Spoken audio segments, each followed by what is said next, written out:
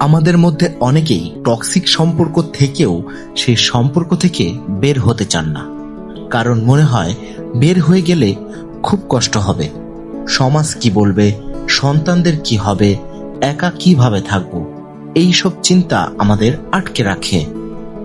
কিন্তু কখনো কখনো আমরা যে কষ্টটা থেকে পালাতে চাই, সেই কষ্টের ভয়েই বছরের পর বছর একই সম্পর্কের মধ্যে থেকে যাই। প্রতিদিন মানসিকভাবে ভেঙে পড়ি, কান্না করি, নিজেকে হারিয়ে ফেলি, তবুও সম্পর্কটা ধরে রাখি। তাই প্রশ্নটা শুধু বের হয়ে গেলে কতটা কষ্ট হবে না, প্রশ্নটা হলো এই সম্পর্ক থেকে আমাকে আর কত বছর কষ্ট পেতে হবে। হয়তো বিচ্ছেদের পর আপনি কয়েক মাস কাঁদবেন।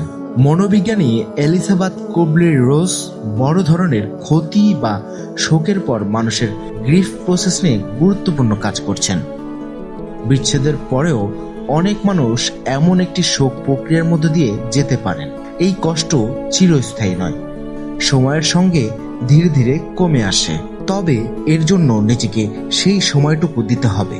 হয়তো একটা সময় খুব একা লাগবে, কিন্তু একটি টক্সিক সম্পর্ক থেকে বেরিয়ে আসার সেই সাময়িক কষ্ট বছরের পর বছর একই কষ্ট বয়ে বেড়ানোর চেয়ে অনেক ছোট হতে পারে। 30 বছর কান্না করার চেয়ে 3 মাস কান্না করা ভালো। কষ্টটা সাময়িক হতে পারে, সামনে হয়তো এমন একটি জীবন অপেক্ষা করছে যেটা আপনি নিজের মতো করে গড়ে নিতে পারবেন। আপনি একা নন, আপনার পাশে অনেক মানুষ আছে এই সমস্যার মধ্যে নিজেকে যুদ্ধের সাথে তুলনা করছেন। কখনো নিজেকে একা ভাববেন না।